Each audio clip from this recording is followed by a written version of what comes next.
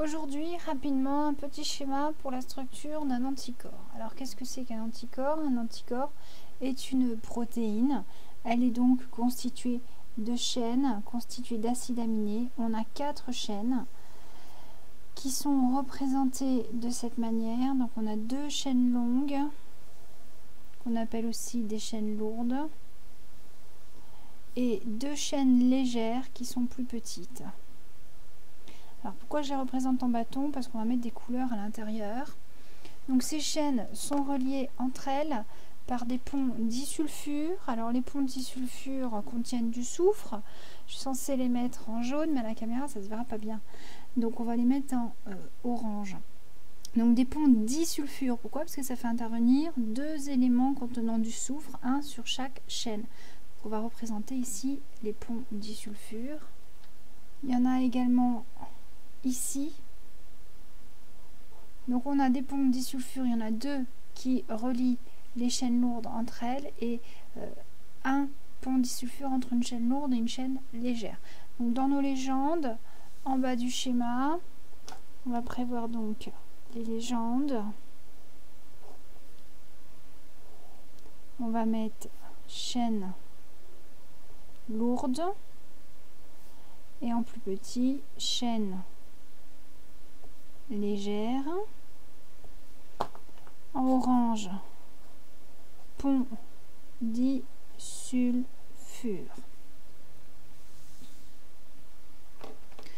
Donc dans nos chaînes, nous avons une partie qui sera fixe et qui est identique dans tous les anticorps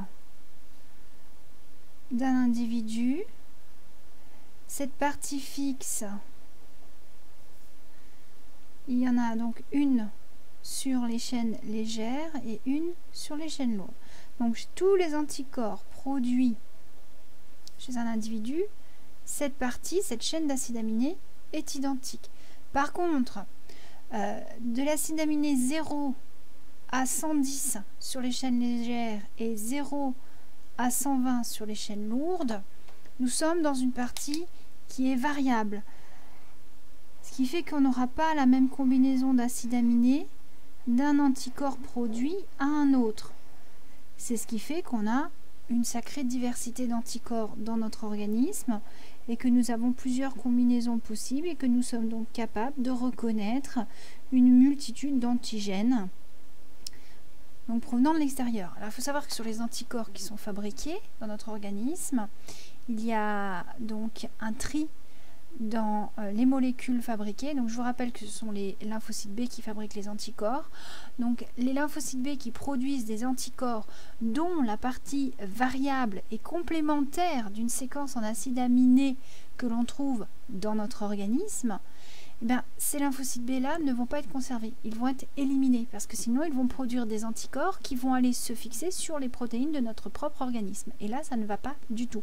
Il faut qu'on ait ici dans la partie variable une combinaison qui permet d'être complémentaire avec un antigène. Donc au niveau du site de fixation, ici on a donc un antigène et là on a donc la partie de l'antigène qui est complémentaire avec la partie variable et qui va donc pouvoir se fixer. Donc cette zone-là, c'est ce qu'on appelle le site de fixation. Donc le contact entre le rose et le vert, c'est le site de... Ouais, ça se voit pas en fluo. Hein. Allez, hop. Site de fixation de l'antigène. Donc ici, cette zone-là, ici. Alors, il va de soi que le site de fixation qui est ici est exactement le même là. Ce qui veut dire que là, va se fixer un antigène identique. D'accord? Donc, un anticorps va pouvoir fixer 2 antigènes identiques.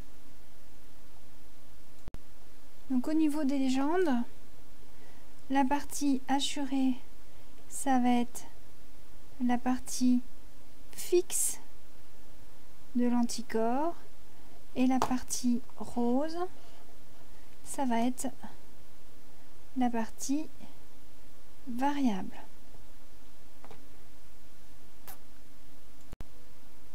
Donc là, vous avez la structure de ce qu'on appelle une immunoglobuline. Alors, c'est une protéine de type globuline qui intervient dans le système immunitaire. Donc, cette immunoglobuline s'appelle l'immunoglobuline gamma ou IgG. C'est un anticorps circulant. Il existe plusieurs familles d'immunoglobulines. Donc, les IgG sont nos anticorps circulants. Il y a les IgA qui forment une barrière en fait au niveau des mucus, au niveau des muqueuses et de l'épiderme. Ils empêchent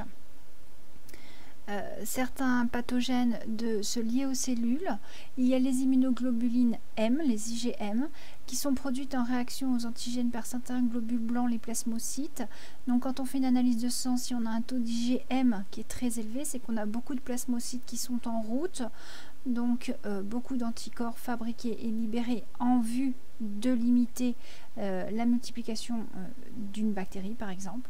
On a les IgD qui sont presque toujours attachés à la surface des lymphocytes B, ce sont les fameux anticorps membranaires qui fixent les antigènes. Et on a les IgE qui sont plus grosses que les IgG, qui sont produites par certains globules blancs de la peau, du système digestif, des amygdales, et qui interviennent beaucoup dans la réaction inflammatoire et la réaction allergique.